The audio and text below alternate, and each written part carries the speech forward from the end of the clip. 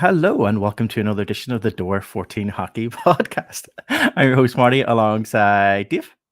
Hello. And who's rocking away there as the song was going. Aaron, how you doing? Hey everybody, I'm good. How are you? No John tonight. He messaged about 45 minutes ago to say that he was unwell. So hope he's feeling better soon. But we have you both returning tonight. You were both missing in action in our last podcast, which is me and John here. Dave, I believe our last podcast you were actually over in Bonnie, Scotland for a family event. It was, yeah. Caught the away game. I was just about to say you went to the Glasgow game, but when you were in Glasgow, you were actually there as a fan, not as a neutral, which we will come back to later on this podcast. And Aaron, you were in Boston, I think, for work. I was in Boston for work, yes. But I got this. I finally, after all those times being away, finally got to go to a Boston game, which was good fun. And I forgot I meant to grab it. I have the absolute best present that I bought for Theo coming out of the game. I showed you it's a Teddy Zamboni. Yeah. It's amazing. It's the best thing ever. I want one of these for the Giants. Thanks very much. We'll put in a request. And you were in Boston there, obviously as a neutral fan. You had as a neutral fan. I actually think I'm going to need to start this is going to sound strange, but loaning myself out. When you want a team to do badly, send me. Okay. Right. So that was there was two games that week. There was the one on the Tuesday, which was against Calgary Flames, and then there was one on the Monday, which was who was it against? Vancouver. Okay, so we went to the Calgary Flame ones, going right there at the bottom of the Pacific League. Boston will absolutely rock this. No, hammered. Boston were played probably the most uninspiring game they've ever played this season. They got one goal only by the fact that they were on a a power play, 3 players to 5.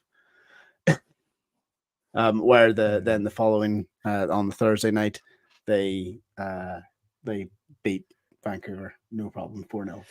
So yeah, just send me to the games that you want the teams to lose. That's fine. I was saying, I can't remember if I was saying this in the podcast last week the last podcast to John, or if I was in our group chat maybe, but it's definitely one of those arenas. Boston's one of those arenas that I have seen and I've been outside, and I've got a picture of me with the statue outside. Same. But I haven't actually been in the arena, which was I thought you had sad, been in. Was, no. When I was there, it was Thanksgiving. I was there on Thanksgiving itself, and there's no games or anything on. So unfortunately, I didn't catch a game, which was sad. But it was good. It had similar vibes to Vegas. Not maybe not as grand as big as a walk up, but because maybe it's a big walk up because you're bang in the center of the city, where Vegas was more open. You know, where in Boston it's in between the buildings and you're walking up to it and it's really crowded. It was good, and then of course the arena itself was pretty good. Pretty awesome. But 20 pound beers, 25 pound beers is not fun. Ooh, that's pricey. Maybe not 25. Unlike Dave. Unlike Dave, your adventures to Guildford there, which we hadn't talked about. Obviously, I know John talked about it in the last podcast, but your adventures in Guildford, the beers there are pretty cheap, I heard. They were dirt cheap, but you had to walk up 3 flights of stairs to get them. You walk off. It is good. It's a leisure center at the end of the day. And then you had to sit and drink it. You had to get your beer and sit and drink it, watching over the pool, which is a bit surreal. Not even lying. Pool? Yeah. Where the bar is on one side, it's glass on both sides. One side's the drink, the other side's the pool. Really crazy. I don't know how to react to this. It's an experience. Guys, if you guys are happy enough, I'm gonna get on with this week's show. If this is your first podcast, if it's the first time you've joined us, our podcast covers stories from around the world in 3 different periods, just like a game of hockey. It's a topical podcast where we just talk about any stories that have, I suppose, caught our attention over the course of the last 2 weeks since our last recording. We start off our show as we always do, and we take a look at the Elite League standings, followed by the NHL standings as they currently are on February 21st, I want to say. 22nd. February 22nd, 23rd if you're listening to this, because it's Friday. If you're listening to it, but if you're watching this live, it's obviously a Thursday. Anyway, confusing. But we'll get stuck in and we'll look at the Elite League and look at the standings as they currently are.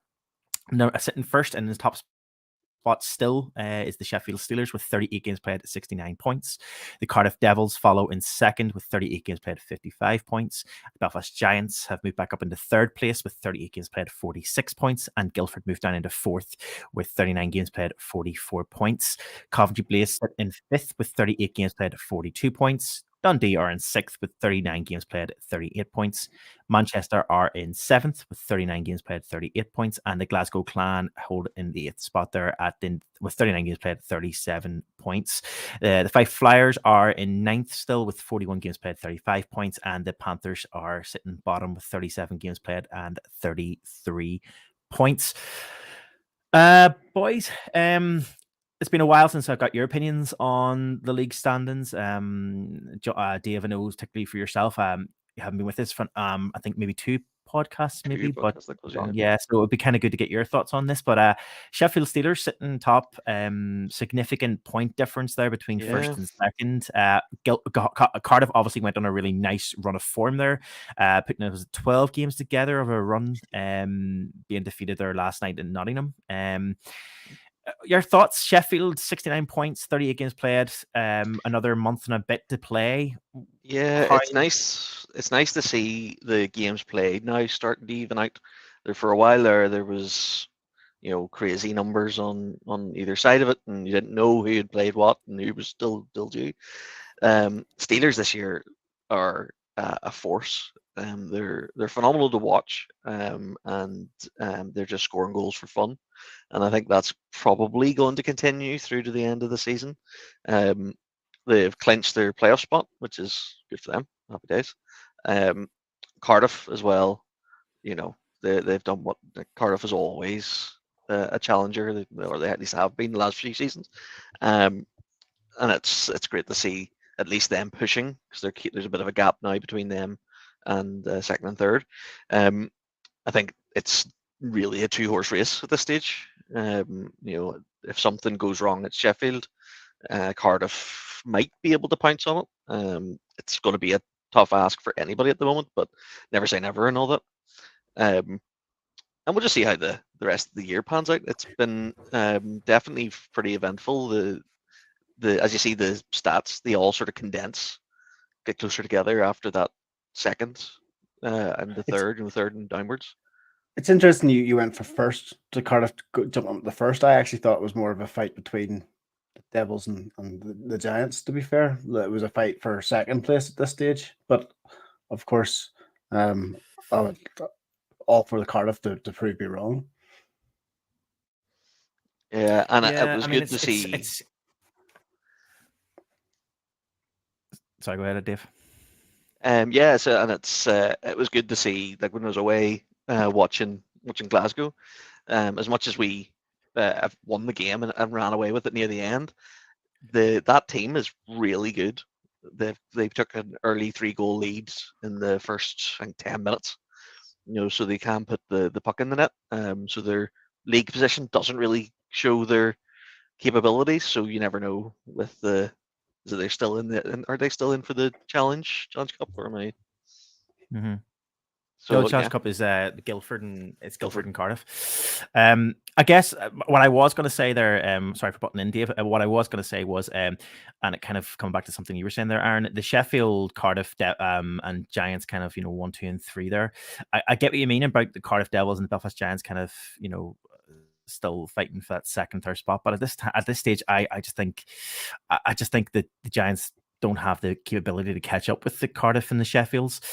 In terms of Sheffield and Dave, what you were saying there in terms of that top spot and kind of like, is it close enough for Devils to kind of catch up with if Sheffield kind of, I suppose if the train comes off the tracks there, it's very hard to see that at this point of Sheffield kind of doing something that's going to be so. Now, never say never, because obviously we've seen that happen in the past. But at this stage, when we think about the fact that we're now towards the end of February, we've got one more weekend, we've got 2 weekends left, I think, of February technically. I just think we've only got one full month then after that, March, and one weekend in April, so we've got like literally about 8 weeks maybe max of play left in this league before we hit the playoff run, and I just don't see it. I suppose that brings us to the next question then. Obviously Sheffield are in the running for the Challenge Cup still. They're in the Challenge Cup final against Guildford. And obviously the talk is, Belfast Giants did it last year of the domestic treble. And Sheffield obviously getting a lot of pressure put on their shoulders already for the fact that, they've been dominant in the league. They're in the Challenge Cup final. And people are saying this is the best team that's been put together, playoffs and stuff. But, I guess, is there a thought in the process in that, Cardiff and Belfast are kind of giving it their all, and therefore potentially comes to playoffs could give them a different run for their money when it comes to playoff hockey? Your thoughts on that? Yeah, it could. Go ahead, Dave. Yeah, it could. It's playoff hockey. It can go anyway. It's all bets are off, especially that weekend. You're sitting. Go into the game. Anybody can win it.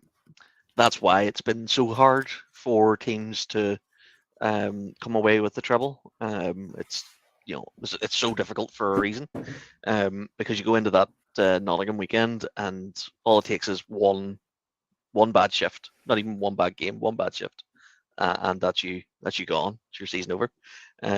So yes, it's possible that team can do it. It's also possible they could walk away with just the league, or they could walk away with nothing. So it's not over till it's over, as they say. They seem to be doing well with the pressure at the moment, though. Yeah, no, definitely. As more like touch wood. Well, no, not touch wood. Let the wheels come off. but yeah, they seem to be doing all right with the pressure, and as Cam already alluded to, like there's a precedent set from last year that the Giants can do it, so maybe they are out to prove themselves. So, but the biggest pressure they have, the biggest pressure the Steelers has is for Aaron Fox. That's he's third year, no trophies, so like he'll want to take away everything. And it looks like he's definitely obviously top contender for the league, probably top contender for the Challenge Cup, and then we'll see how the playoff goes. But he's sort of justifying his career in Sheffield. So if you take the Giants as an example, if you were to compare his first 3 seasons with Steelers to Adam Keefe's 3 seasons for the Giants, I know which one I would be taking.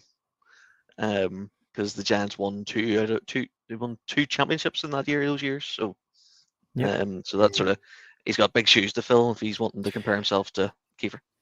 And it's crazy to think that we're talking, obviously, we're talking about Aaron Fox there and about how, obviously this would be a phenomenal season for him in terms of, his third season in and getting, basically walking away with silverware, and it's taken him 3 seasons. Because if we think when we were playoffs there last April, the conversations were being had and the rumors were being put out there after a very different about Aaron Fox, whether or not he would be getting another season with the Steelers, and there was a whole conversation around whether or not he'd be let go. Steelers fans. Oh yeah, and it's so funny to be sitting here now. Didn't he walk off before the end or something like that as well? Like that was a major part of it. Yeah. Yeah, and he didn't. Yeah, he walked off towards the end of the game, and well, I think it was a third place game, wasn't it? I think, but it was still kind of one of those ones where one of his main players was retiring, and I suppose that was why people were kind of a bit like upset with how it all happened. But anyway, we'll see what happens, and by the time it comes to the next podcast, we'll probably have a better understanding whether or not anybody's been able to catch up with the Steelers, because I don't think they will. So you might see it more of a fight between Belfast, Guildford and Coventry then? For third place? Yeah. I think so. I think where we're currently sitting is first and second. I think are kind of cemented. I think that's kind of how they're going to end the season. And I think the question will be who ends in that third, fourth, and fifth spots. And I think while I would like to see the Giants still hold on to that third spot, we know that the Giants will have they're gonna come up against the Steelers at the end of the season. And whether or not the Steelers turn up, because obviously if they've already cemented the league and they've already, kind of, not saying they wouldn't turn up, but you know what I mean? There's other things, stranger things have happened. But I think that third and fourth, particularly Belfast and Guildford, and obviously Coventry to an extent, I think there's still going to be a bit of a fight there for 3, 4, and 5. Look at the bottom though, guys, just get your thoughts. Obviously we've got the Glasgow Clan sitting in 8th spot and Manchester sitting in 7th, 38 points and 37 points apiece. And then the Flyers are sitting in 9th with 35, and Nottingham in 10th with 33. Are we likely to see those last remaining playoff spots switch around in any way, or do we think that's kind of like where we will see those teams finish at the end of the season? Dave? It's going to be I want to say we'll see shifts. I want to see Nottingham pull off that bottom. It's got to be tough for them.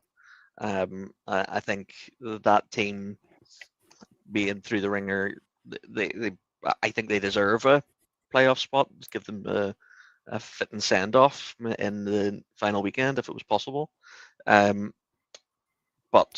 play wise, they haven't been consistent enough. And this exact same issue with the Flyers. They've been some nights they've been phenomenal. Like I've watched them play and they've been brilliant. Like they've played like a team possessed, and then some other nights they just don't hack it, and that's the consistency's letting both those sides down.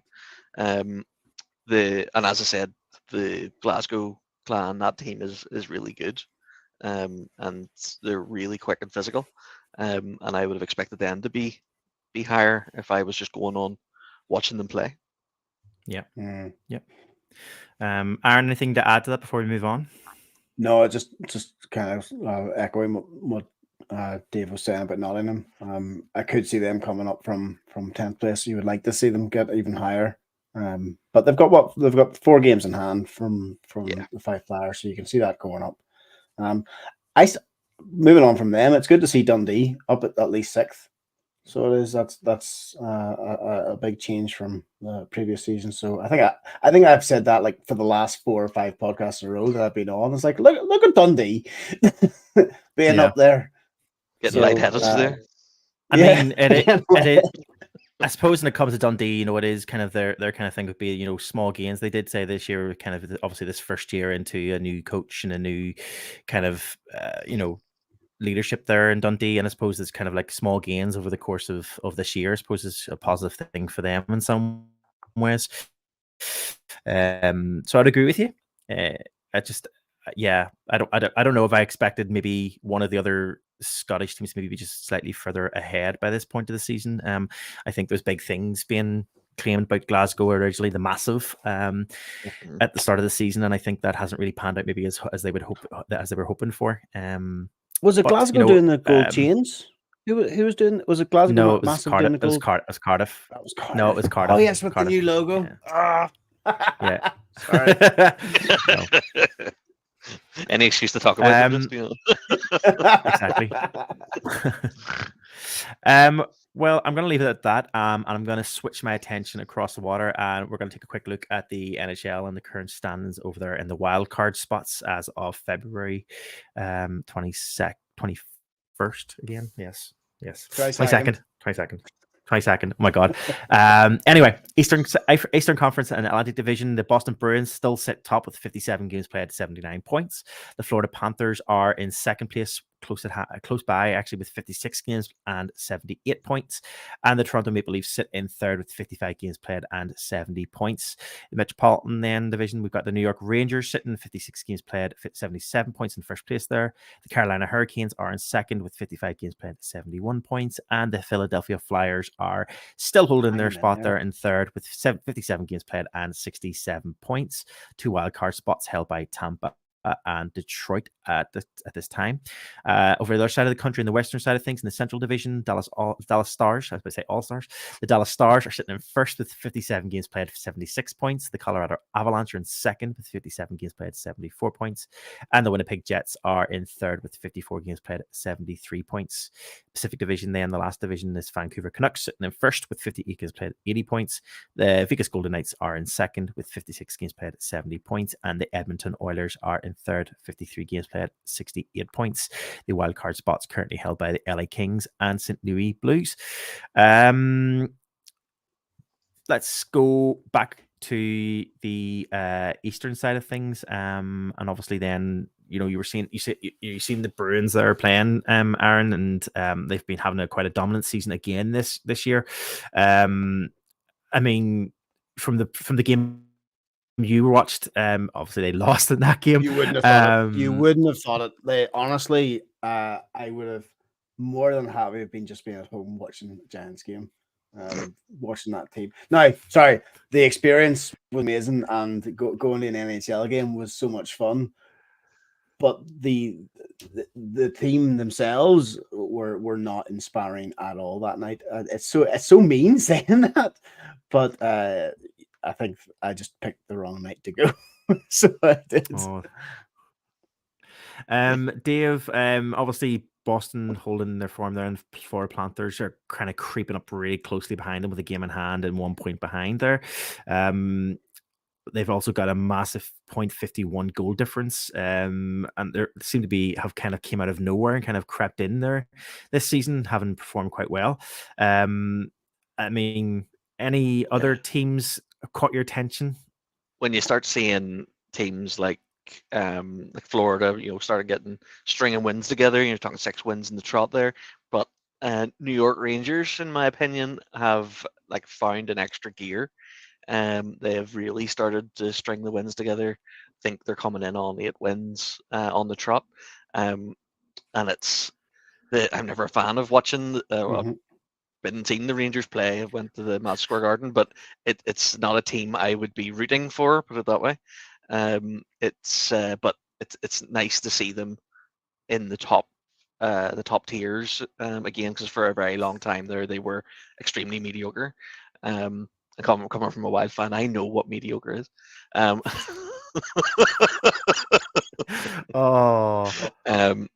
yeah, so it's been interesting. On other news though, the Minnesota Wild had a roller coaster of a few matches. I meant to say to you, I was on a meeting yesterday, and one of the guys was wearing a Wild jersey, and of course this guy lives in Minnesota, and we were talking about that game. He was at it. Oh, was he? and he was just like, the atmosphere was absolutely insane in that third period. Sorry, you might need to shed some light onto that particular game. The Canucks? No. Was it Canucks? I've got it somewhere. And it was down 5-1 at one point, and then the Wild went on to win it 9. Yeah, it was something 7 or something, was it, or 5? 10-7. 10-7. Yeah, 10-7. Yeah, and it was just, and it was like 3 goals in the first starting third period, and like the 5 minutes there was like 4 goals or something daft. It was bonkers. And it's not something you'd want to watch all the time, but as a one-off, it was fab. And it was an early face-off, so I got to watch the vast majority of it, which was great. Normally, I love those. I got to see more Wild goals in that one game than I've seen all season. I was going to mention, obviously, the Wild. Obviously, they have kind of had a small bit of run of form. Obviously, the last podcast we were chatting, you weren't here, Dave, but the Minnesota Wild were sitting down, I think, in 8th spot, moving up now into 4th spot there. And Nashville obviously have moved down from 2nd wildcard spot into 3rd, unfortunately. But Aaron, coming to you. Coming to you. There is, and we always talk about how tight that division is, and we always talk about how quickly things change there. But Aaron, coming to you, Philadelphia Flyers still sitting there in 3rd place in the Metropolitan Division, holding their own. I'm in playoff hockey this season. too much. I don't even know if I want to talk about it. I talked to as I said earlier. As if I watch games, it's just it's they're going to lose. So it's a fair difference than the last couple of seasons of these podcasts that we've been talking about. They've always been, as Dave said, we've been used to mediocre, and I'm always in the corner going, "Oh, here, this is the season, lads. This is the seasons." It's scaring me now because we're actually we're keeping that third position. You'll have to start watching Preds games to give the Wild a chance, and just to make make our extra friend go. Slide us 20 quid, Dave, and I'll start watching some Preds games. And obviously Toronto holding their space there, their spot there in third still. Similar to the last podcast we were recording. Austin Matthews still doing some beautiful things there in Toronto. I think he's now on 51 goals as of last night, I think, or 51 as of either last night or last night I think it was. 51 goals, and I think it's his 5th or 6th hat trick of the season so far. He's on fire this season. He really is. I think it's going to be a personal best for him this season. And I think there's also talk of the Hart Trophy and stuff for him as well this season. So I don't know. We'll see. Cannot wait to see them, all those names, play in the Olympics. It'll be awesome. Yes, you missed that, but we are coming back to the Olympics in period 2. So we will have a quick chat about that in period 2. We kind of had a small brief chat about that in our last podcast, but it'd be kind of great to get your thoughts on that, because obviously that story did come out just on our last podcast recording, which was obviously the NHL players all going back to the Olympics in 2026. So we will come to that because we will be talking about Team GB and their success in their stages there. So hold that thought and we will come back to it.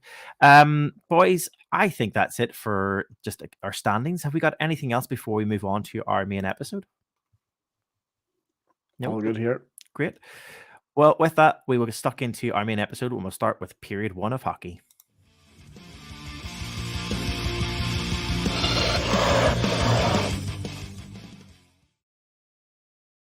Okay, period 1 is a roundup of stories and news items from close to home here in the UK. Not a lot happening this week, boys. It's been a very, very quiet week of news stories in terms of big news stories in the last 2 weeks. I suppose the main story was, 2 conversations that were happening online.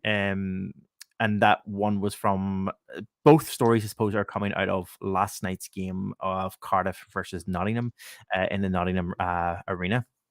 The conversation started, the first conversation that was had, which we'll come on to in a few minutes, because it was a question that was put to us from on social media, and I'll come back to that in a second.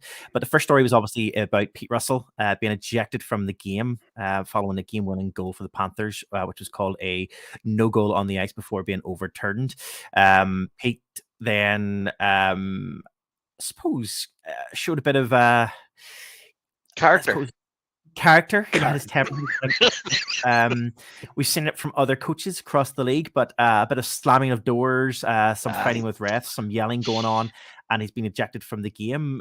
Do we feel it'll be, will it be a further investigation, a potential, I suppose, game ban for Pete coming up? What do we think, Dave? Personally, why not? And why not? Yeah. I do love a bit of character from my coaches. How could I not have been a Giants fan? Every coach we have had has had at least one meltdown per season, it's part and parcel. Do they usually get a ban? Normally you get like a misconduct, depending on what you do. The time Courtney threw the sticks on the ice, he got a ban. There was somebody else threw stuff on the ice. Was that Kiefer? Kiefer recently got I don't know if he got a ban, but did he get one of those non-disclosed fines that they talk about? He did. In DOPS, like a fine had to be paid. It was like, okay, right. Well, how much is that worth? So is that not what this is going to end up being? Like, probably, but buy the guy in the DOPS a Happy Meal and be done with it. But I've no going forwards. They probably want to try and stomp it out. I don't have an issue. They get kicked out of the rest of the game. They lose the power to coach the team for that game. That's usually a big punishment enough. For they went on to lose that game. So That's just one of those things. But people are freaking out, and some people, there's like It's two not at the end camps. anyway. Was It it was. right at Well, the end? it was right at the end. There's a wee bit- There's still a bit to go.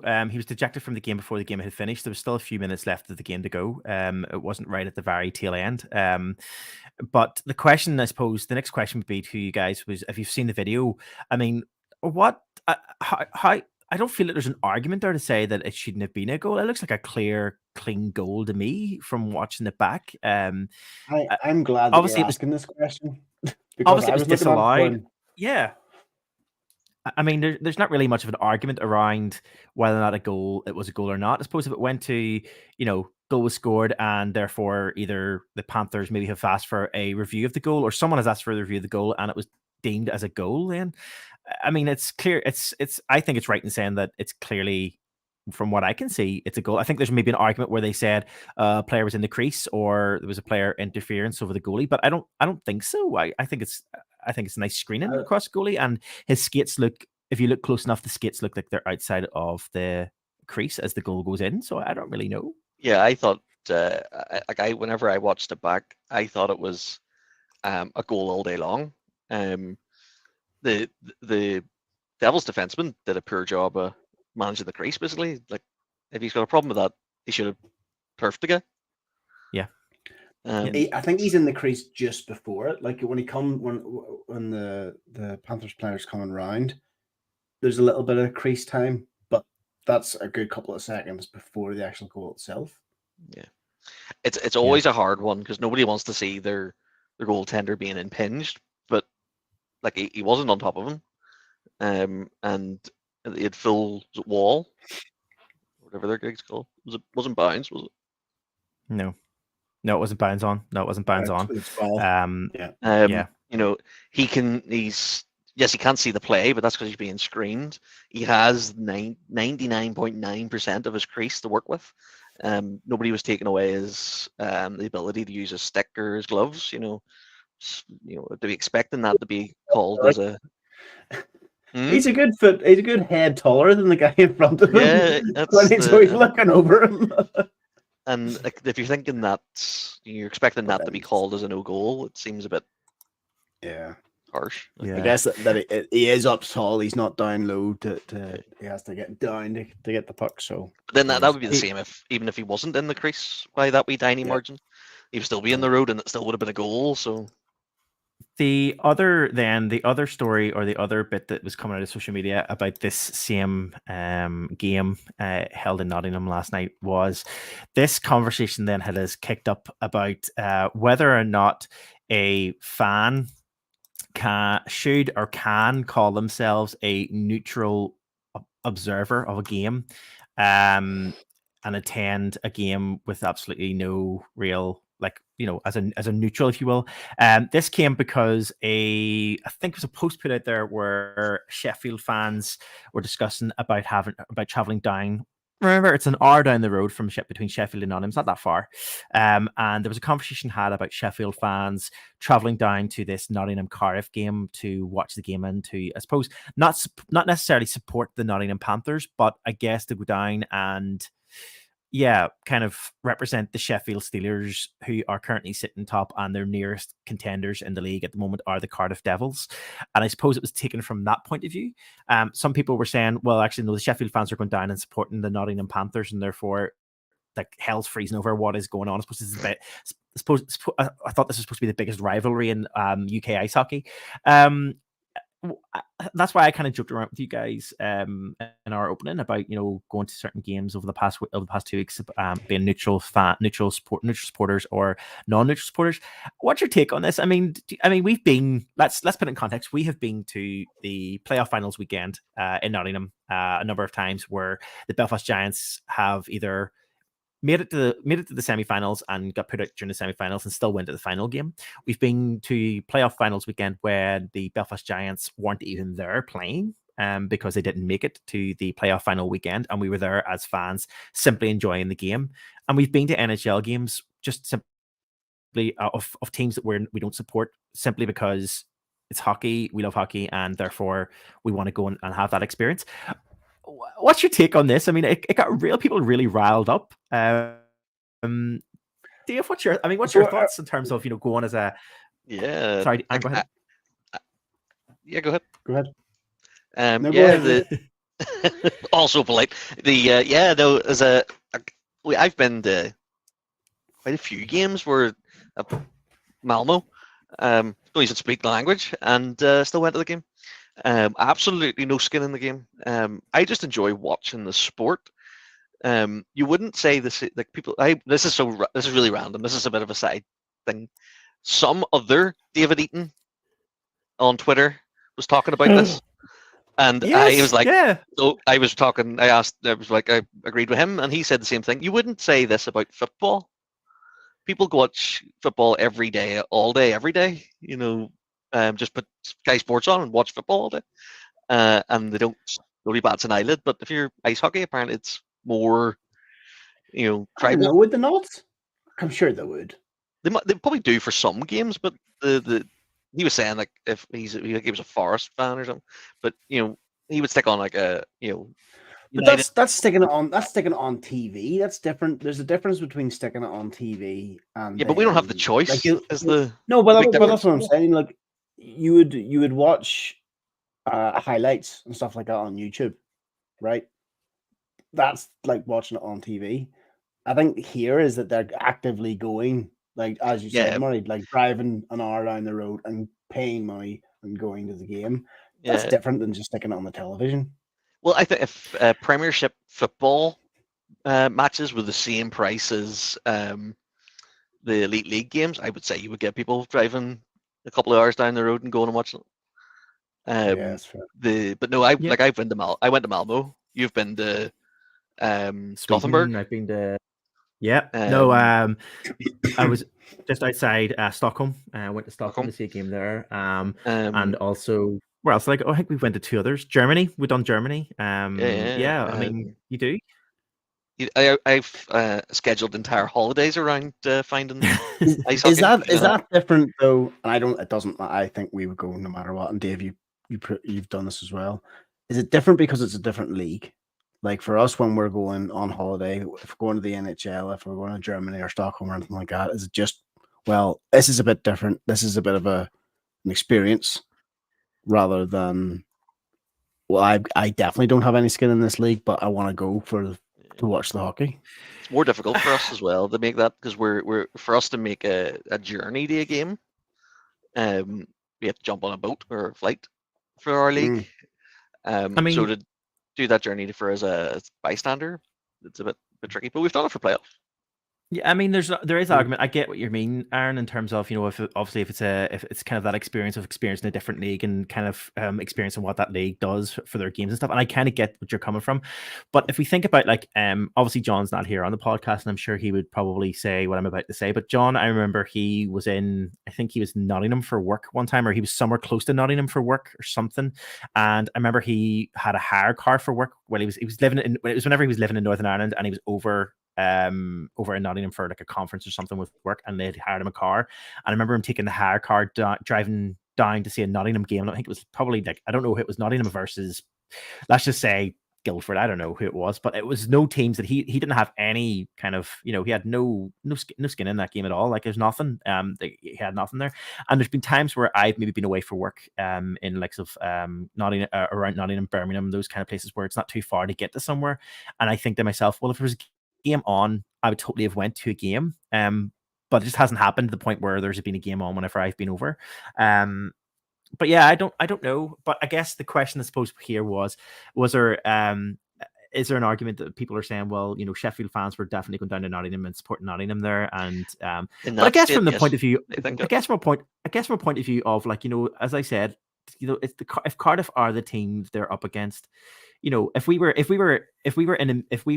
put ourselves in those shoes, now I wouldn't go. I'm not saying I would go away to a game. Say for example, if Belfast was actually set in mainland England, so it was easy to get to other games. Okay, and we were in this spot where we were had a close fight with 1 and 2. At the moment, it's not really a close fight, but if it was a close fight 1 and 2, so imagine it was last year. Us against Guildford last year. It was a very close fight between us and Guildford last year. If I had seen that Guildford were playing an hour away from me against another team, be that a Sheffield, be that an Nottingham or Manchester, whatever that might be, would I have potentially gone to watch the game towards the end of the season to see if the other team could beat the team who are going to be up against me and wear my Giants colors at that game? Probably. Yeah, I probably would. And the one thing I will What's say the old is that saying, the enemy of my enemy is my friend? Yeah. Yeah.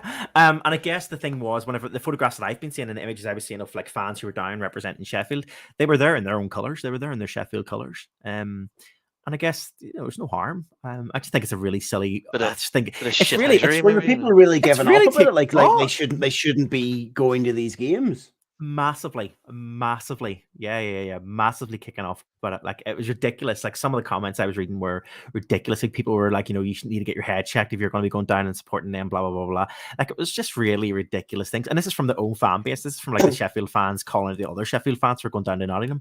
It was just, and then it was also the same of Cardiff fans. Then basically like, can you believe they're doing this? And I'm like, yeah, it's great. Shithousery. It's getting you riled up. It's like getting in your heads. Of course, it's going to work. It's great. It's only an hour as well. An hour down the road isn't that far.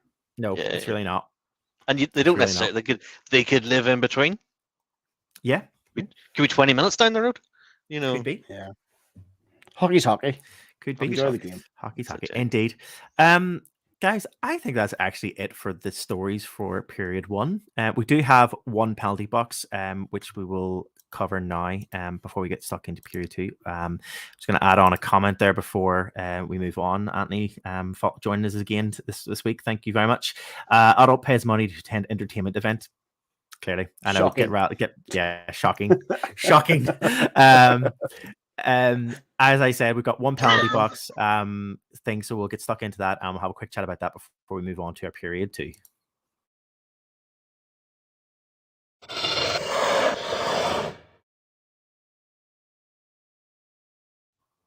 This is just before you start, Marty. I thought that Anthony was talking about something completely different.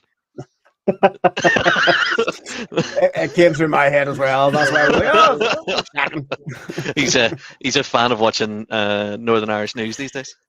What? Yeah. Does he? It's quite interesting. Yeah. The Devonish Arms. Good one, Dave. Good one. It's got a secret camera in the Devonish. For anybody in England who's seen the Devonish Arms or the Devonish trending on X this past weekend, I'm sure they were just really confused. One I know it's kind of off topic, but one comment that I said, one topic that I seen, it said about it was like someone said on X when it came up, it said what is a Devonish and why is Belfast trending? Good question. Anthony was just another one there. Dave, what do you do on a Wednesday night in East Belfast? It's your own business. I think I sent them to you. Northern Ireland tees were right within hours having t-shirts with all the sayings about the Devons. Absolutely amazing. Well done, Northern Ireland tees.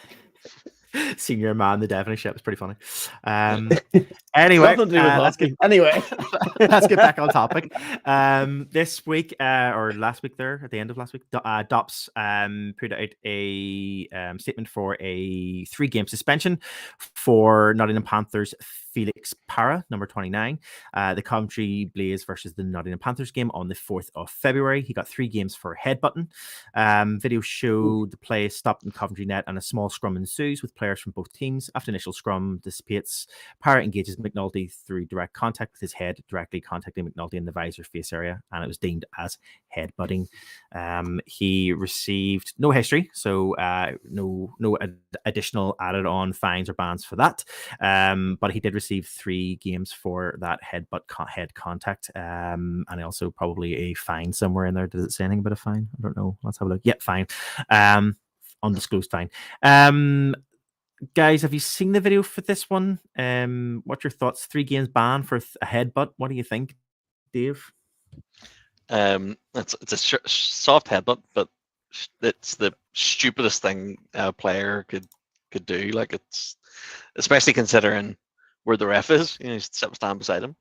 It was sort of it's just idiotic. You're going to get a ban for that. That's just as it is. It's, same as using your foot. It's considered a non-usable part of your body for hockey. So sticking the head in, or sticking the knee in, or sticking the boot in, it's just not on. I like how you put it, Yeah. Mari, though. Head contact. I appreciate it is a headbutt, but it's a soft one. It's fairly soft. I think the biggest issue and the biggest reason for the suspension, in my opinion, probably came from the fact that McNulty didn't respond and didn't engage with it. So it looked more like a one-way type affair, and I think that probably didn't help the issue too much. I don't think that really helped with the case. But 3 games, probably that's. Is that on par? It's a bit weird. It seems a bit. It's heavier than some of the actual dangerous plays we've seen, but just because it's completely stupid. Yeah, who knows? But yeah, that's what it is. That's the only one that's came out of DOPS. It's our last podcast.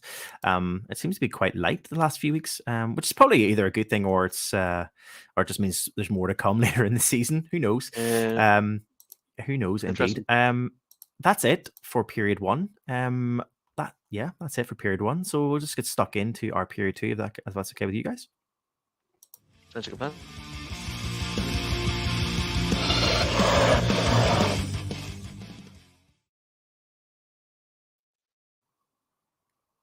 Hello and welcome to period 2 of hockey, where we'll talk about ice hockey from everywhere in the world but the UK, apart from the fact we're going to talk about the UK.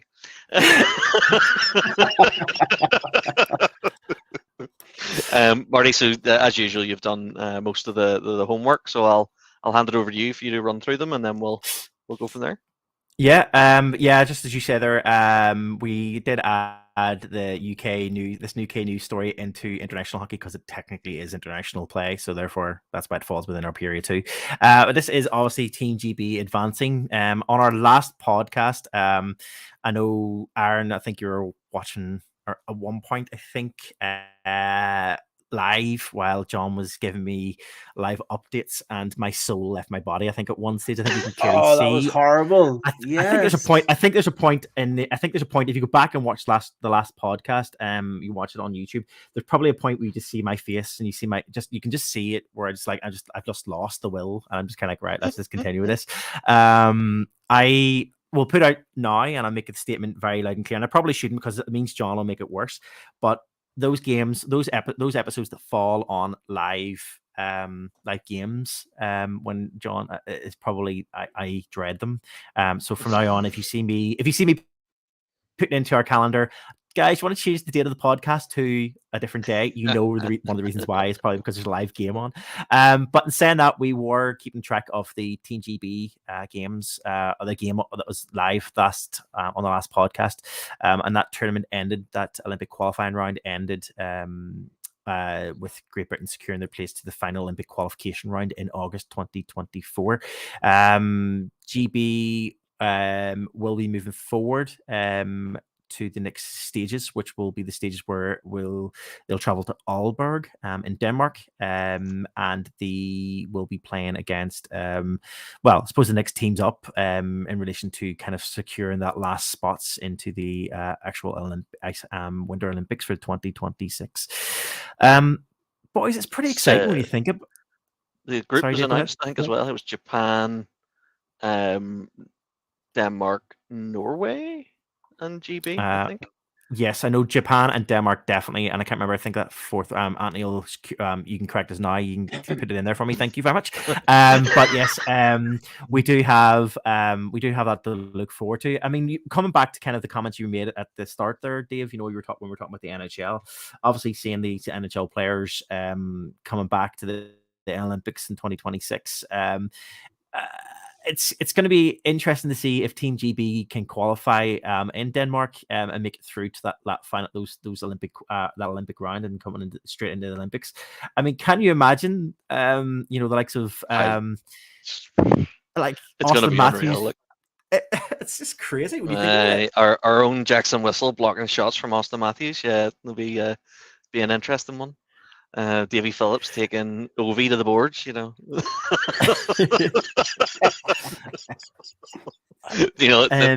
definitely be something to behold if it does happen. obviously the next round, as we mentioned already, will take place in Denmark, and that will be taking place around August time, which means that they will have a few months then between then and also obviously the Olympics starting, Winter Olympics starting, which probably I think is January 2020. Is it January 2026?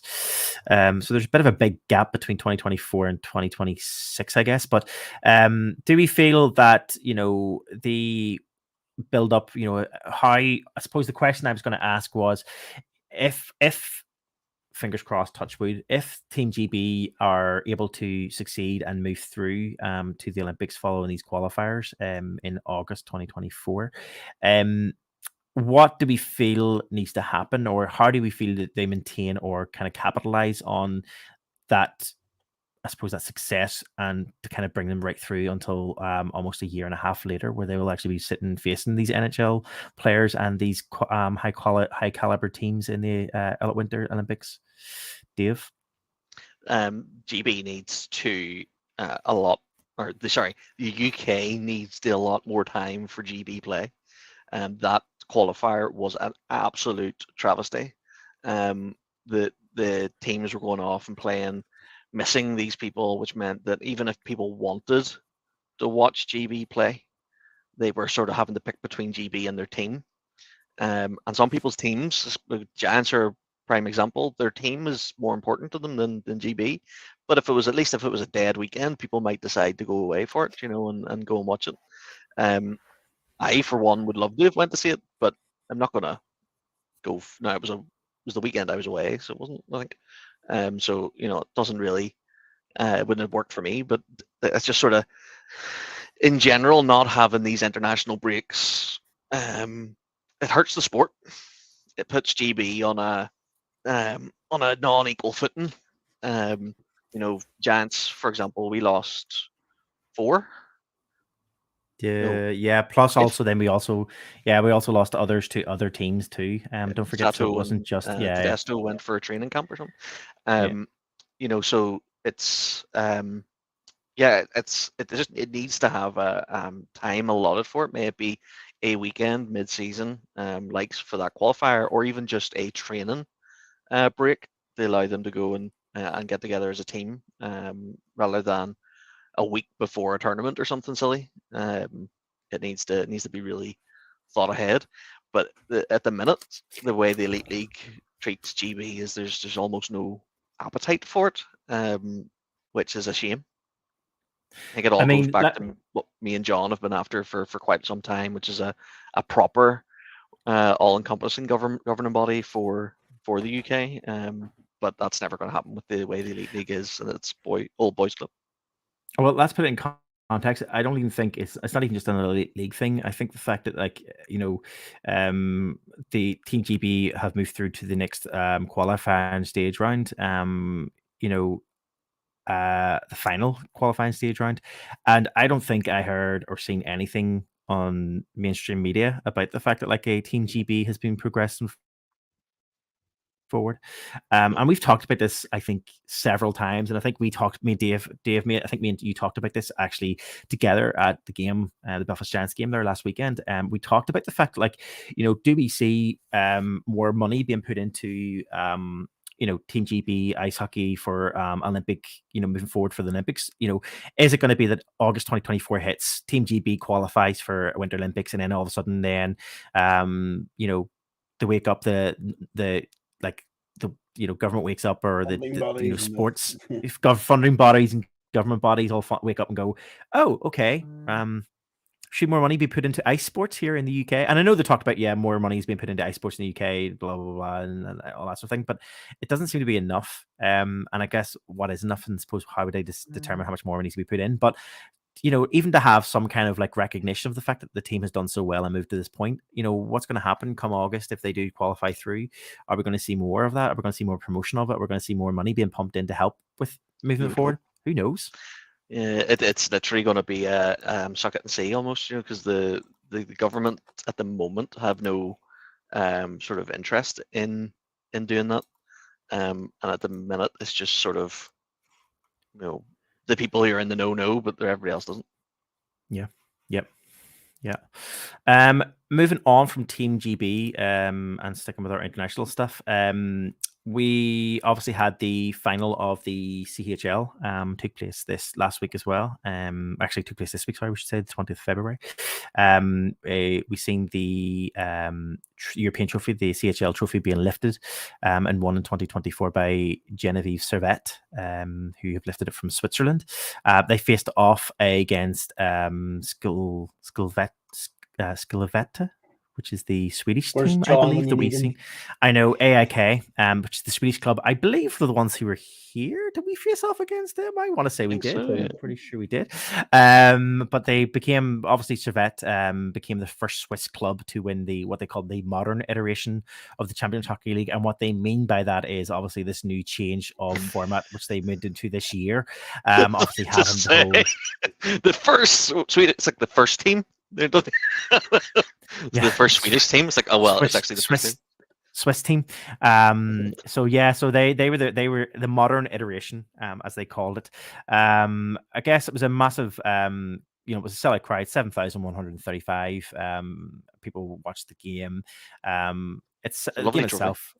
It is. It is a lovely trophy, and I for all the conversations and all the talk about, we always talk about it every season about, whether or not, teams from UK should be entering into it. I always say, why not? I don't imagine if I know Sheffield said, well, they made the right choice this year by not entering any European hockey, because that way they've been able to focus on their domestic league, and therefore have won in the way the domestic league because they made that decision. And that's okay in saying that. And they can, looking back now, they probably are saying, yeah, we made the right choice. But do we see I suppose, when it comes to the end of this season, the Steelers have won the league and are offered potentially a place in the CHL next year? Again, maybe offered a spot in the CHL, because obviously it's not guaranteed. But if they are offered a spot in the CHL as one of the what did they call the teams that came in? I can't remember what they called them, because they give like 4 spots to I suppose potluck kind of ones. If they offer the Sheffield Steelers, do we see the Sheffield Steelers turning down? Do we see the Sheffield Steelers turning down that opportunity if it's been handed to them next season? I hope not, Dave. Yeah, I really hope not. You'd hope not at all, because if they'd said no this season, if they do, and they've done as well as they have, then they may as well go and try to prove it even further. It's going to the Champions League is more than just going to Europe. It's a big step. Some of these teams you're playing against are world renowned, and it's a chance to prove yourself on that stage. Will you always win? No, but will you always have a challenge? 100%.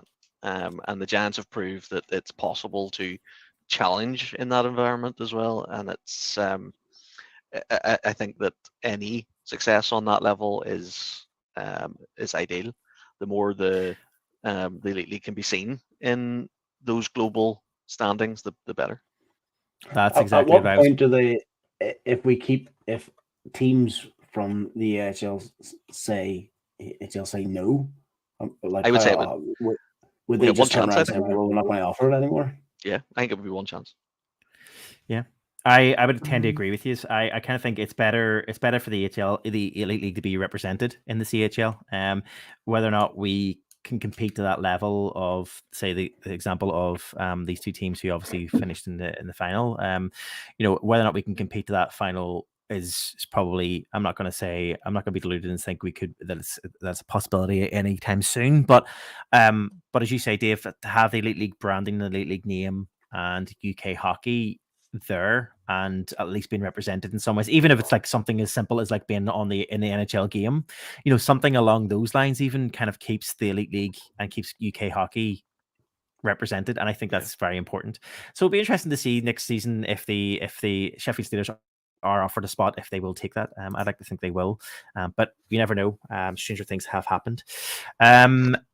Keeping with the CHL, there was one other thing that was announced this week from the CHL, and that was post CHL. They always talk about things. They do fan polls, and I suppose they do best of the year. So they decide on things like best forward of the year, best goal of the year, best player of the year, blah, blah, blah, blah. Best goal of the 2023-2024 CHL season was awarded to the Belfast Giants' Daniel Tedesco for his beaut of a goal in the SSE Arena. I can see why it's against Salzburg. I can see why it was in the OT, and it was just one of those goals that, again, just sent the place rocketing. The whole place erupted when that goal was scored.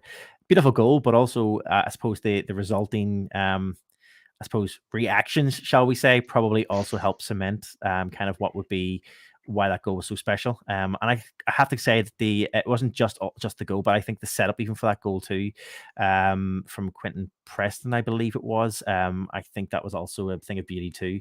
Yeah, well deserved, and I think that's probably a lot of Giants fans jumping in there and voting quite a lot, which probably helped seal that kind of that accolade, I suppose, for this season for Daniel Tedesco. So fair play to him. Last story, Dave, I have for you for this period is obviously this past week as well, or at the end of last week, so over the weekend, I think it was. The Pittsburgh Penguins held a almost 50-minute ceremony, shall we say, for a Jaromir Jagr, who had his jersey retired and his number retired, number 68. Was retired and put up into the rafters for the Penguins. Obviously, there he won 11 seasons in Pittsburgh. And I don't know if you've seen. Did you see the video package and what they did for the warm up for this game? Did any of you catch it? I didn't So know. if you haven't seen it, go and find it. I'll try and find the video and try and put the video up. But if you haven't seen it, what they did with the video for this, for the entrance part of it, was that they had all of the players, the current Penguins players, skate out with Jaeger's number on the back with wigs, really bad mullet type wigs on their heads, as they all skated out onto the ice, and the last player to come on and to skate out onto the ice was Jaromir Jagr himself. He skated out with his own jersey on and everything else. We had a speech, and I guess he's one of those players who is a true, I suppose, franchise name for the Penguins. And I mean, I'll come to it. Mark had put through a question. I don't know if we're going to get to it, but Mark put through a question about the fact that is there any other team in the NHL and that can say they have a as big a lineup or big of names as the Penguins have had over the course of their history. Obviously he's made the case of the fact that you've got Lemieux, you've got Jagr, you've got Crosby, so you've got all these big players who have had hundreds of games played. I mean, it's well played, and I think if you haven't seen the video, go and watch it. It is pretty good, pretty fun. But 50 minutes, guys, for basically it's almost giving Sheffield a run for their money for their opening. Yeah. It's almost as good as the Preds doing the banner for everything. It must take them about 50 minutes every time they start a match. Definitely. But it was definitely worth it. There was a victory lap as well from Jaeger as well, and it was definitely a special few days and definitely a special night there in Pittsburgh. And I'd say if you haven't seen it, we'll fire the video up. I'll try and find it and I'll fire it up on our social medias so you can see it. But yeah, it's worth it. There is a photo that came out this last few days of those key players from Pittsburgh. There's been a lot of arguments as well about whether or not the lineup that the Pittsburgh Penguins have put out in terms of their Mount Rushmore, if you will, of players can be if there's any other team that can compete against it. And I would say probably the Oilers, probably the only other closest team who could maybe claim something just as big. The Oilers have had some major names and some major achievements there over the course of their history. And I would include the fact that you've obviously got McDavid now there. So yeah, interesting. I'm sure Mark will disagree, but that's probably my take on it anyway. I think that's it, Dave. I'm sure knowing what we've seen from Jagr, I'm sure he was itching just to start that game, never mind anything else. But yeah, I think he's probably wanting to keep that jersey on and get stuck in with the rest of the players. All right, I think that that's all the bits. There's no overtime in this period, so we will move on swiftly to period 3.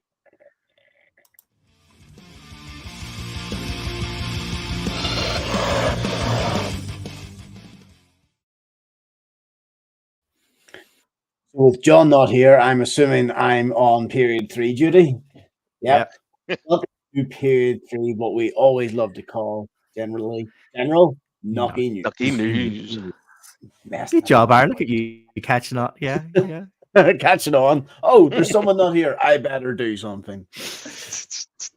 So, Marty, I want to ask you with this one, how do you want to play period 3? Because there's something going on with period 3 this or is that for later on? Is that 14 for 14 after period 14. Yeah, that's after period 3. Yep. Don't worry, we'll come on to that later. We'll come on to that. Don't worry. Sure. No, we'll get stuck into period 3. Again, I'm going to take over just because I put all the stuff in. So sorry, guys. Just my voice again.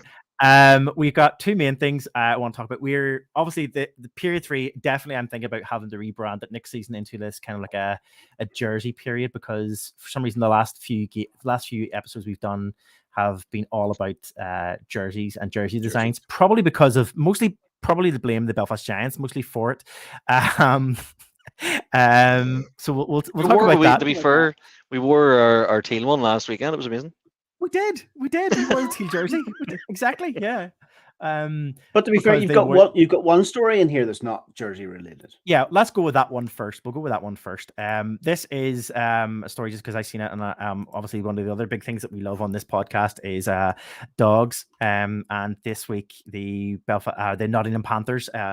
Today, actually, the Nottingham Panthers put out a story this morning. If anybody remembers, last year we talked about the fact that the Nottingham Panthers were supporting the local guide dogs charity in Nottingham, and they, as part of that, they were taking on they were taking on a representative guide dog for the team, and they put out a fan poll last year to decide on what the guide dog should be called. Following that vote last year, the dog was decided they were going to name it after David Alexander Beauregard, who played obviously for the club between 2010 and 2013. And they called the dog Bo. And Bo, for the first time, visited the Motorpoint Arena after training this week. And there's a brilliant video. He's a golden retriever pup, still in training. And he visited the arena there this week for the first time. And if you haven't seen it, the video is well worth a watch, because he is a beautiful, happy boy who gets on the ice and has just a great time. We love seeing the dog videos. And you missed it last week. I think it was last week, Aaron. You missed the video we put together where we were talking about was it last week? We were talking about the dogs of the was it the Oilers dog competition that they have? I think it was yes. Yeah, the thing they have for their own skills competition type thing, and they have the dogs on the ice. We talked about that in the last podcast. But yeah, it's just another one. But yeah, if you haven't seen it, go watch the video. We'll link it to on our social medias. It's even good fun. The thumbnail for the video, meet Bo with that amazing big beautiful smile, just makes you want to click on the video to watch it. So I'll be doing that after this podcast. For anybody who doesn't know, here in the UK, we do have one main charity in the UK. It's the largest guide dog charity. It's the only guide dog charity in the UK in terms of training dogs to work with blind and partially sighted people. They enable those with sight loss across the UK to have their own freedom and independence, and to live life to the best they can, and to keep as independent as can in the most safest way as possible.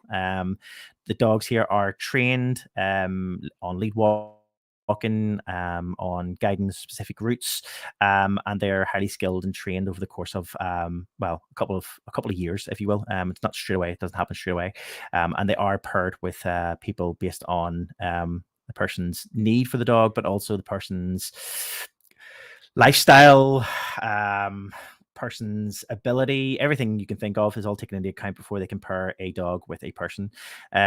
So it is great to see. And if you are interested, we will also add some links to Guide Dogs charity as well, in case you want to follow some guide dogs. And if you want to donate yourself to Guide Dogs, we'll add that on. Hopefully my own charity organization doesn't hear me promoting another blind charity, another blind person charity, promoting the enemy. We all work together in the sight loss sector. Oh yeah, it's okay. sure used to. Okay.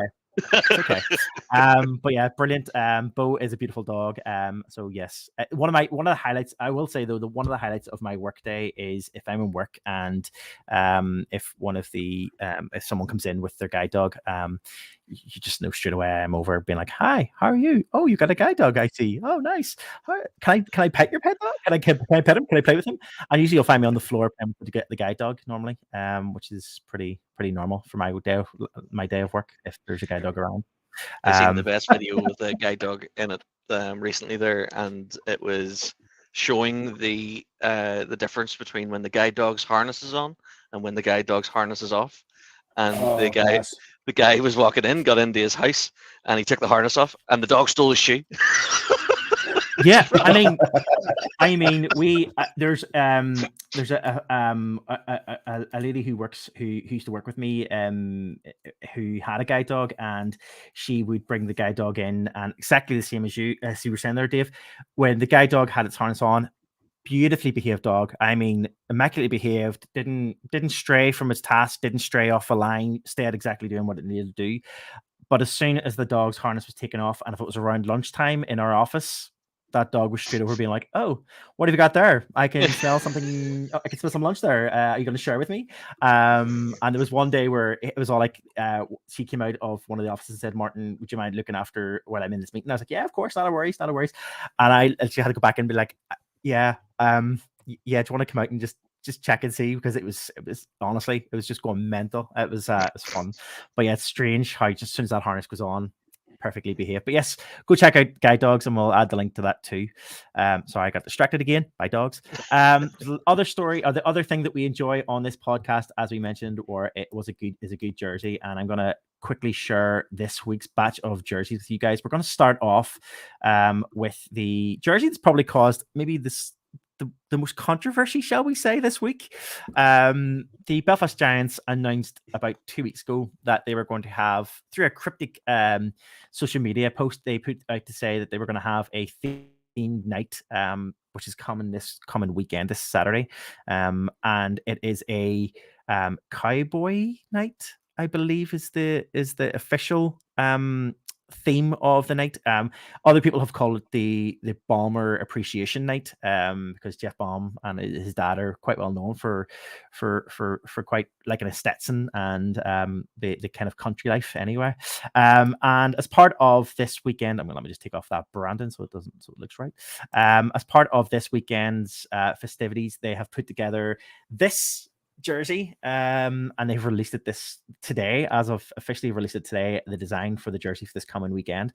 Now, I seen someone on X earlier on before I came onto the podcast to put together a list of the jerseys that the Belfast Giants have put out this season, and I would agree that if you look at the list in black and white on paper, it looks quite extensive about the number of jerseys the Giants have put out this season. And I will sound like a hypocrite because probably about 2 podcasts ago, we were talking also about the Belfast Giants picking out jerseys for Chinese New Year, and we were talking about the Giants picking out jerseys for I think it was the Cancer Awareness Night, or I think was it one of the cancer charities that they were supporting as well that same weekend. And my argument on those were the fact that, like, whenever it's those kind of jerseys, when we're talking about like the Chinese New Year, those jerseys, we knew that the funding and stuff was going to local charities around Northern Ireland and needed charities that really do require help and support, because they do great things. Some people then argued about, well, this isn't the charity for this jersey, and this jersey, the money from this is going into the Giants' pocket. Therefore, maybe kind of helping with bigger name players next season. I don't know. But first off, I kind of want to get your thoughts first off on the jersey itself, and then secondly, I want to get your thoughts on the fact that we do continue to see these special edition in inverted comma jerseys coming. Dave, let's go with you first. When you seen this, I know you were kind of disappointed. Yeah, okay, it's not a bad jersey, but I had my heart set on double denim. I was expecting denim jacket with a denim waistcoat and a denim shorts, the whole shebang, sort of modern cowboy rather than classic cowboy. I thought it was going to be something like that. No, I don't hate it. It's the catchphrase, say what you see. It's a cowboy jersey, it's all right. It's a bit more Sheriff Woody. I was going to say it's Toy Story, right? Yeah, then sort of Clint Eastwood or whatever. But that's all right. It's Toy Story meets Sean McMorrow, right? Yeah, exactly. That's it. Well, yeah.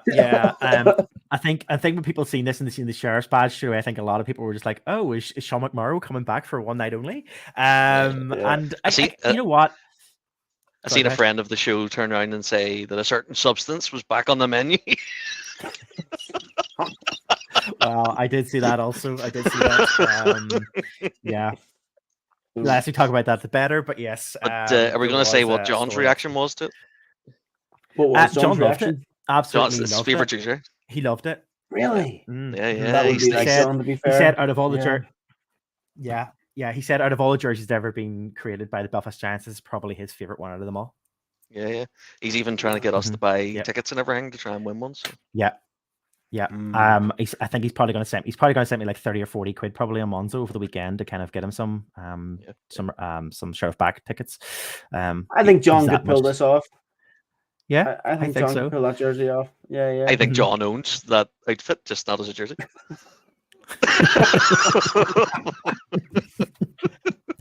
Over at the again. Yeah, so he wears he goes out into the countryside. I was talking about he was wearing it over in East Belfast. The jersey. Sorry.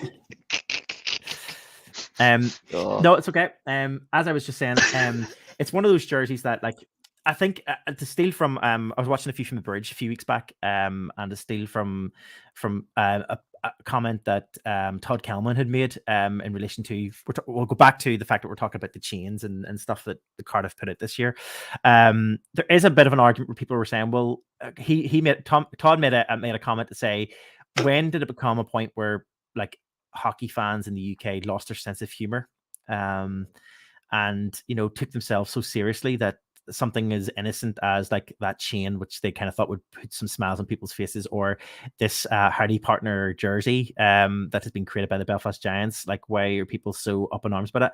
And there has been some mixed reaction and some massively negative reactions online today whenever they've seen the jersey, but also a lot of arguments about the uniqueness, I suppose, of game worn jerseys and unique style jerseys whenever there's just so many. And there is a bit of a question around, and Dave, you joked around about there. We were wearing our teal jerseys for the first time there the other day. It's another jersey that will follow, and another jersey will come in March, and we know there's going to be another weekend coming in March where another special edition jersey, because we're going to show two of them in a minute, will appear for the Belfast Giants as well for that one. Do you think there is a point where enough is enough and there's too many special edition jerseys have been created? No. I was about to say, I think you're asking the wrong person. I was taking stock of my special edition jerseys. But no, I'm sort of with Todd. If it doesn't hurt anyone. No one's making anybody buy these items. It makes the home jersey maybe a little bit more special. If you own a game worn, it's a little bit more special. It's not one given out every week. Yes, you do like to see your team wear their home jersey. But a bit of fun. It's not hurting anybody. It's a nice wee design. And it's not just the Elite League. There's an awful lot of leagues across the world are doing theme nights. I think the difference being is a lot of the theme nights would be warm-up jerseys. But then there's a sort of a flip on that, is then people are still bidding on these warm-up jerseys or the Wild, for example, is wearing is not even wearing, because of the ban, the Black History Month jersey, which they're not even wearing because of the NHL ruling. But they're still auctioning them, and they're still auctioning them for an awful lot of money. At least I know that this isn't for a particular cause or anything. This is just for a bit of fun. But at least they're wearing them, and whenever you win it, you've won a game worn. It's a piece of memorabilia that'll never be made again. I think what you said there, Dave, is exactly my thoughts in terms of it's not harming anyone, and people, they're adult. And again, still going back to what Anthony said earlier on, adults spending their money on whatever they want to spend their money on. This is another case of that. If someone wants to part money for this jersey, like it's a bit like Oktoberfest earlier this season. I loved the Oktoberfest jerseys. I thought they were just completely over the top, and I loved them. And I just think people will spend their money on it, and at the end of the day. And you can argue differently if you want, but we talk about this all the time about how our league each team and our league isn't swimming in money. It's not swimming in cash. And if you do want to keep your team afloat, if you want to entice players in, quality players in, you need to have a bit of money in order to do such things. And what's the harm in if people are happy enough to part with their money and they know what they're parting their money for, and they're getting something out of it that's exclusive and a little bit of memorabilia that's unique, as you say, what's the harm? I don't see any harm in it, and I think if you can make a bit of extra money for your team and that's the way to do it, then do it. And I like the fact that the Giants are clear about the fact that, like, if it is a jersey that is for charity, then they're clear about this money this week is going to X charity. This one we know is not going to charity. This one is going into the Giants' pocket. And that's fine. Which is fine. There's no ambiguity. No, but again, it's clear, it's transparent, and that what you're saying, Marty, is honestly what I was just going to say. It's either supporting the team or supporting charity. Plus, you've got to keep doing it, because if you're going to rename this or redo period 3 to be jerseys only, then we need them to keep it up next year to do be one every 2 weeks. Yeah, it's fine. It's fine, because if the Giants don't do it, then at least the league will give us reasons to create jerseys anyway. And that brings me swiftly on to our next 2 jerseys, which were released this week. The first one coming out of Coventry today. As you might know, if you're here in the UK, the Elite League will be holding their annual retro, in inverted commas, I'm going to call it, or heritage jersey, whatever way you want to call it. I think some people call it retro weekend and some people call it heritage weekend. But I think it's officially classed by the Elite League as retro weekend. The Elite League's retro weekend, I think, takes place this year on the 9th and 10th of March. So 2 weeks time. And the Coventry Blaze will be wearing this jersey, which is a play on their, I want to say, is their anniversary jersey. Their sorry, the league winning season 2009-2010 jersey. So it's a throwback to that jersey, and that's what they've created. So they've created a new style version of that jersey from that season. Which looks like this. I mean, it's Coventry colors, it's Coventry thing, and it looks like any other Coventry jersey. Does it look retro? I don't know. It doesn't. Look, it's got the old logo on it. True. That's very true. And it's being created by a different brand, I suppose, a different jersey provider is creating it this time. So this is the Coventry take on it. Sheffield have also put theirs out. Sheffield have put theirs out, and this is the Sheffield one. So Sheffield have went for what they're calling their 1997 season look. So this is a proper retro throwback to 1997. One thing I will say is teal in 97 instead of blue. What? Should it not have been teal? I think it is. Blue? I think it is. I think it is teal. I think it just looks a bit blue on the screen there. But I think the quality itself, when you look at the actual image itself, I think the one that they put out on social media, it looks more teal on their social media one. It does look quite teal actually. The one thing I will say is, and I said this about the Sheffield Steelers last season, their retro jersey last season was spot on. It was great. I really liked their one last season, and I think they've done the same again this season. I think they've done what went really well, and I really like it. I think they have properly embraced the whole idea of their retro throwbacks. Let's not talk about my disappointment from last season with the Belfast Giants. My only hope is that if the Belfast Giants continue the trend, hopefully hopefully they'll do something more bold this year with their retro jersey and maybe create more of a retro look. Maybe a throwback to the old logo. Don't know, maybe. Doubt it, but as I said before, if a retro jersey could just be an old jersey look, but with the new Giants logo, perfect, great. You're on the winner. Just not this Belfast I don't like font with the random jersey design, which has no reference to any of our history. It doesn't make any sense to me. But we'll see what happens, because I'm sure we will see those by the time it comes to our next podcast. That'll be the other 8 teams will have put out their retro night jerseys, and we'll look forward to those. So expect another jersey watch come next episode. Agree with that. Sheffield one is really nice. They've hit the nail on the head. And if you go online and Google like their jersey in '97, it's fairly damn close. Oh yeah, no, it's spot on. It is spot on. It's exactly. I think again, that's why I said it was like last season. They knocked it out of the park last season, and I think they've done the same again this year. Will it be the best one? Who knows? It was definitely the best one last year. So I wouldn't put past them to maybe do something again this year, which is just probably better than most other people, to be fair. It's weird giving them compliments so much, but yeah, it's a compliment. I think that's it. Let me just check our running order and make sure. Yeah, I think that's it. I'm going to continue on then, Aaron, if that's okay. As always, not as always, but this week we do have, which we're glad to say, we have another 14 with 14 interview. Unfortunately, John couldn't be here for this week's episode to introduce this, but this was a interview that has been in the making since, I want to say, early December time. I think we put the feelers out. There was a conversation had with this person in this interview, and he was all for it, jumped in, and there's actually a discussion with him at the end of last season to see if he'd be up for it, and then it came back around when we started the 14 and 14.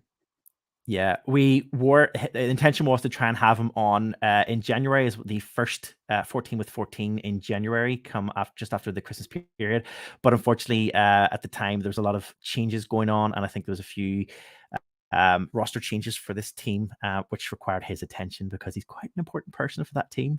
14 with 14 this week is the head coach and general manager of Worcester Raiders, Jordan Lavelle Smotherman, best known in the Elite League as a former number 14 for the Belfast Giants. So without further ado, let's stick it on and get stuck into this week's 14 with 14.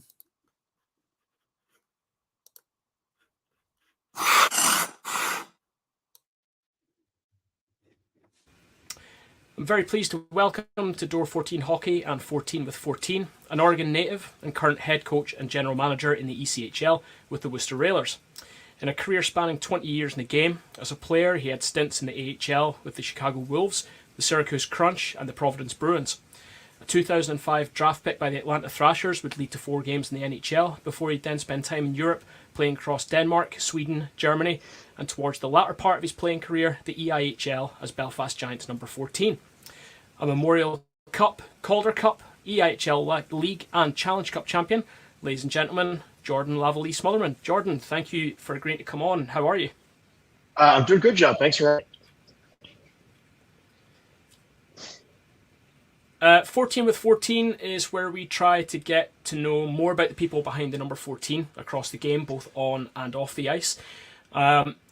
It's to give a different kind of insight and perspective for fans for sort of who these people behind the numbers and the jerseys are. And Jordan, with your experience now being behind the bench, hopefully this will be an insightful look into you and your career. If you're up for it, I'll get started with the first question. Yeah, sounds great. So first things first, it's like a little icebreaker question that I ask everyone. What's your go-to coffee order? Oh, I usually just go black in the morning, and then my afternoon usually involves frost almond milk. Nice. So it's amazing how many players I've spoken to are non-dairy. It seems to be a thing across the board. Yeah, we don't get along, Gary and I, so I tend to avoid it. Yeah, I'm the same. Me and dairy don't get along. Yeah. Jordan, you've worn the number 14 for a number of teams throughout your career. It wasn't your only number, we should point out, though, but was there any special significance to the number 14 popping up time and time again? There wasn't at first. I had worn Steen Jr. That's the number I wore when I won a Memorial Cup. But it was a retired number in Chicago in the American League where I started my pro career. And so I just switched to 14. I was lucky enough to win a championship there in 14. And then several years later, won another one in Sweden wearing 14. And so it just kind of stuck as my lucky number. And then, of course, my first year in Belfast, winning 2 cups in it. It definitely is what I wear and what I will continue to wear when I play in my men's league now in retirement. So how did you get your start in the game then? How does young Jordan Lavalley-Smotherman start his hockey journey and become, I think it's probably fair to say, and your elite prospects would say this as well, the most successful player to come out of Corvallis, Oregon? So for me, growing up, my brother was everything that he had to do, and so when he started playing hockey, I had to play hockey, and I had to be better than him at everything he did. So I think subconsciously he pushed me to be a better player, and that's how I ended up in hockey for so long. You're a busy man these days, not running just the bench, but also the back room in Worcester. How do you switch off from all that and relax? Or given your role now, is that even an option? What does it mean to switch off and relax? It doesn't happen often. Our schedule is set up in a way that typically, one day off. And I try as much as I possibly can to take that day for myself, or at least the first 6 or 7 hours of it when we get up. Oh, lost you there for a second, but you're back. Who or what do you think has been the biggest influence on your hockey career? It's an interesting question. If I had to say, it would probably be my family. I think just the support that they gave me through my entire career, all the way up through now the beginning of my coaching career. They still come to my games, and they still root for the teams that I'm a part of. And so I would have to say that they've had the greatest influence on putting me through this long hockey career.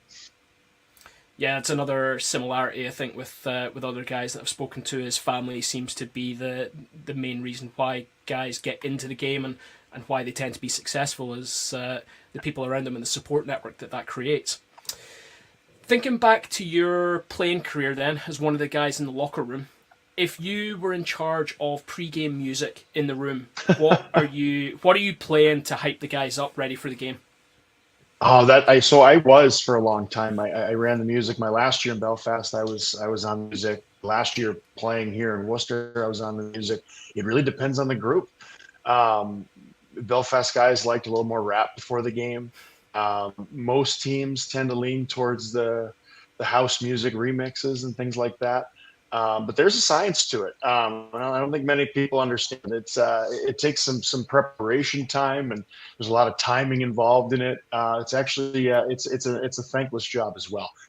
You get 22 guys in the room before practice or before every game that you can't please every single one of them. So everybody's a critic, and they definitely let you know when they don't like what you're playing.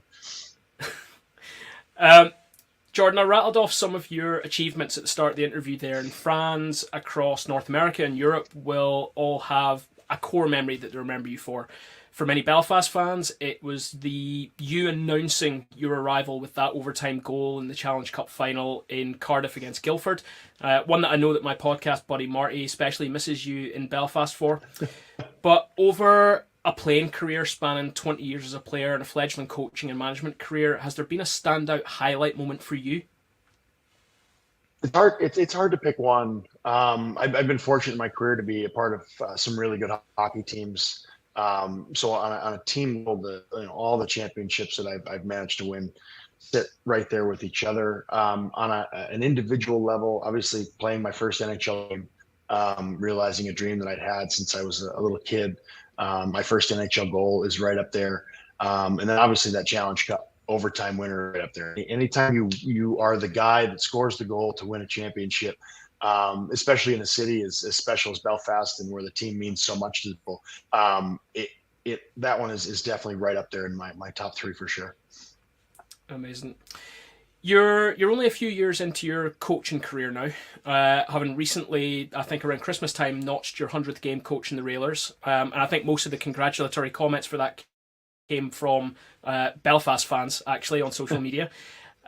You started that journey in coaching and management, I believe, in Belfast as a player assistant coach as part of Adam Keefe's team. And now, like I said earlier, you're not just running the bench, but you're running the organisation, you're running the back room in Worcester too. How are you finding that change, and is that a direction that you always saw your career heading in? It was. I had some health stuff happen, back in 2015, 16, I think it was, that kind of forced me to think about what life after playing would look like.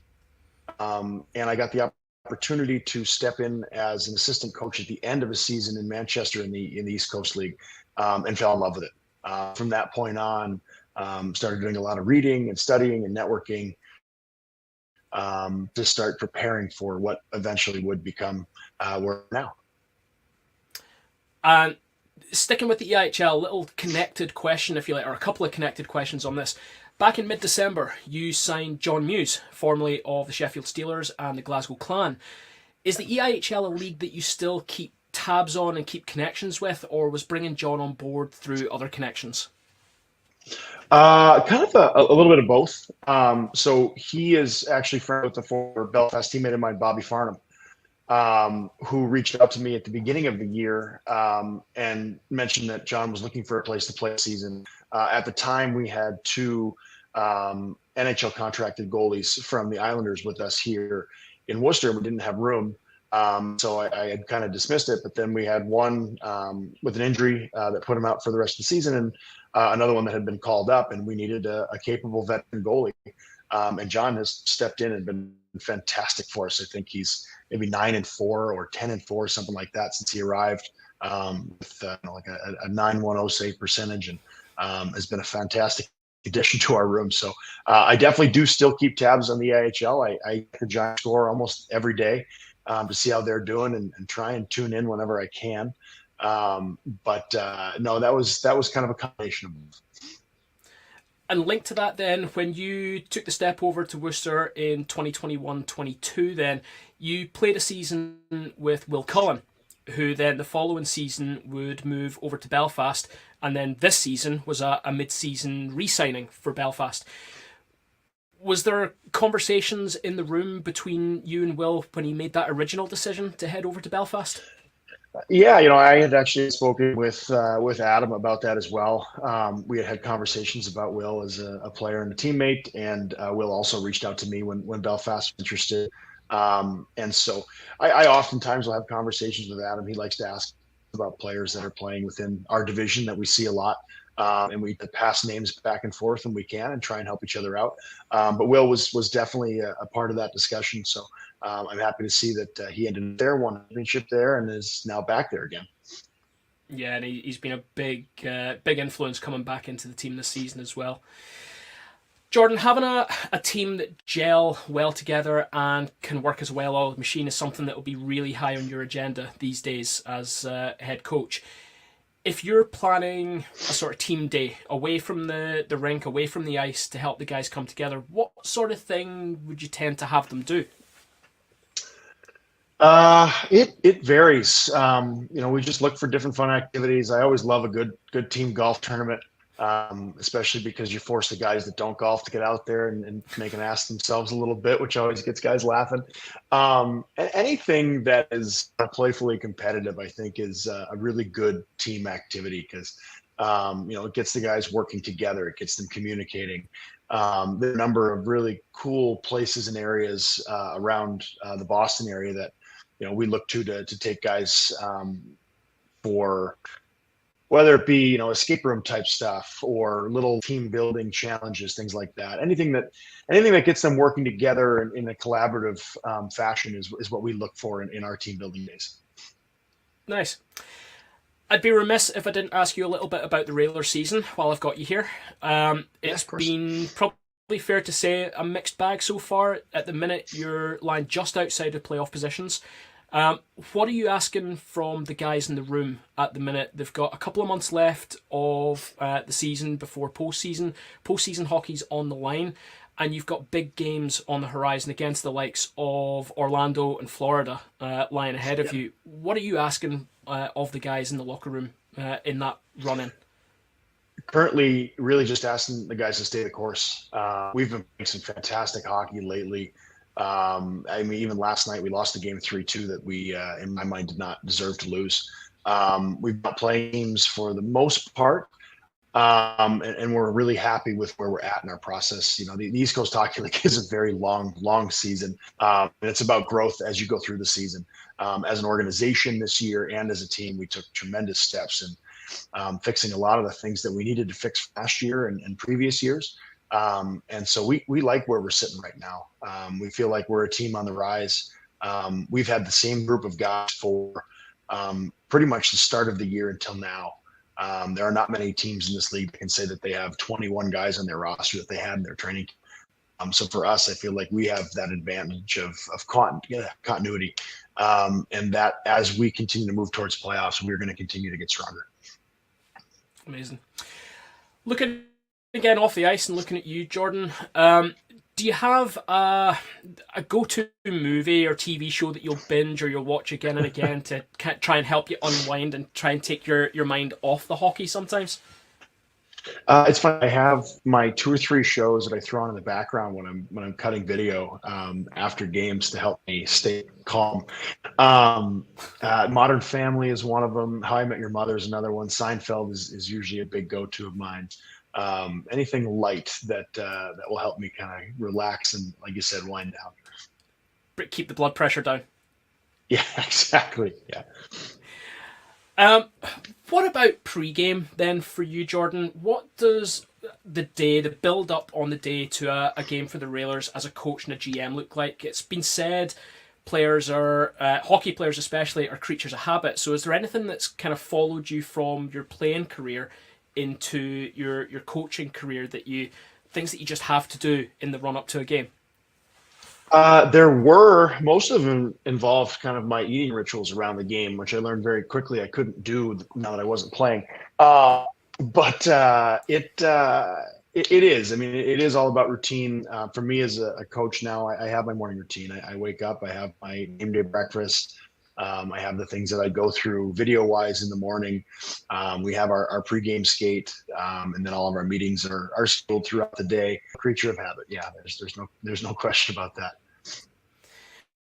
I said earlier on, Jordan, you're an Oregon native. You've spent time in various parts of the US and Canada during your career, and now you're managing an NHL affiliate team. So this might be a loaded question. Do you have an NHL team that you follow or that you grew up following? And if so, why them? So I grew up a Chicago Blackhawks fan. Both my parents grew up in the Chicago area. One of their first dates was at a Chicago Blackhawks game. So I have been Chicago sports through and through for my life. As far as the Blackhawks, once I started playing, it was probably my third year junior, going into my draft year, where I watched hockey more to just watch hockey than watch it as a fan. So I always like when the Blackhawks do well, but I'd say I'm more just a fan of watching the NHL than else.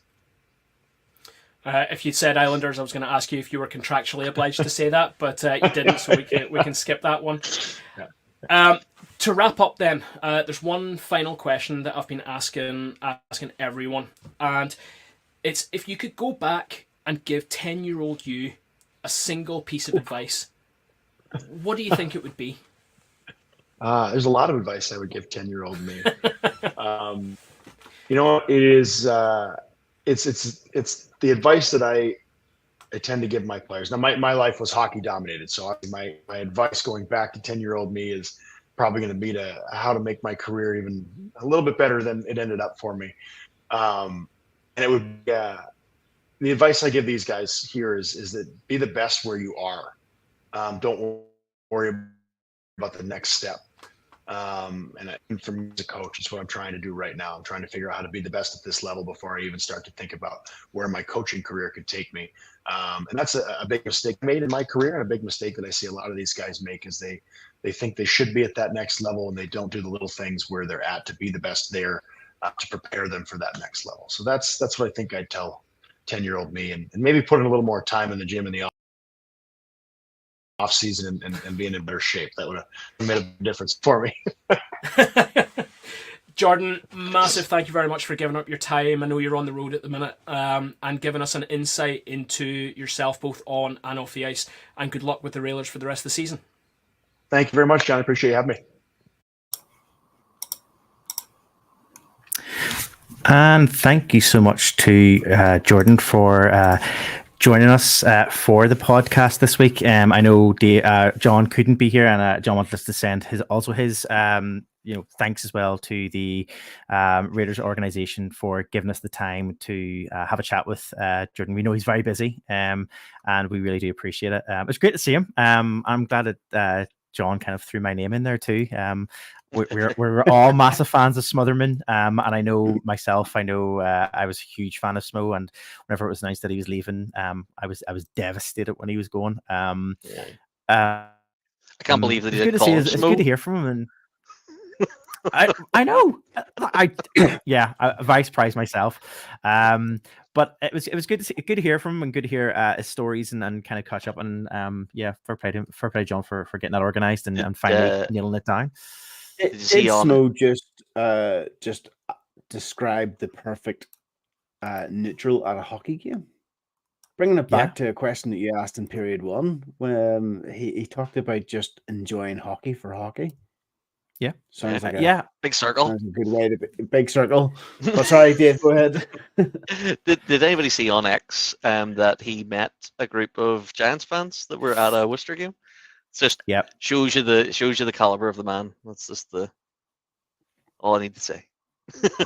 One thing I will mention, just because I did see it today, and I kind of wanted to mention because it's another one of a big fan favorite of mine, is that the Railers do have a themed, because we were talking about themed nights earlier. The Railers do have a themed night coming up at the start of March, and they have on Saturday, March the 2nd, they have their Wizarding World of Worcester game night, which is a Harry Potter themed night, asking everyone to dress up in their Harry Potter outfits. There'll be contest prizes, and I'm going to guess a jersey of some description, and I'm going to keep my eye on that to see what that looks like, and bobbleheads as well. Special themed bobbleheads. I want an ice hockey Harry Potter themed bobblehead. That sounds like the most unique thing in the world. That's again another thing that brings us full circle around, because we talked about themes as well on this podcast, and we're just talking about another theme. And for this podcast, then, boys, that is it. We want to thank everyone for continuing to listen to the podcast week in, week out, and watching the YouTube version, if that's your thing. If you haven't done so already, join us on our social media channels. We're on all social media. We're on X, Twitter, Facebook, Instagram, and also John does like to do the odd TikTok. We're at Door 14 Hockey on that. Check out our YouTube channel, subscribe, and all that stuff, which is down somewhere, probably over this way, somewhere, pointing somewhere. Yep, somewhere. Buttons here. Subscribe if you haven't done so already. And if your usual way of listening to our podcast is Old Fashioned Podcast, which is the way we have always started, how it started, what our podcast has always been. Funny that. Don't forget to subscribe, like, comment, rate, whatever it is on your podcast provider of choice, because it really does help in the long run. It gets us put out there and gets other people to see us and see our podcast. And we thank everyone who has done that so far. Boys, I think that's it. Oh, last thing to say is obviously other podcasts on this podcast are on our website at door14hockey.com, so you can check them all out as well. And I think that's it in terms of all of our social media channels. Did I forget anything? I don't think so. Nope. Okay, great. With that, then, we will sign off for this week. I'm Marty. I'm Dave. I'm Aaron. Have a great week.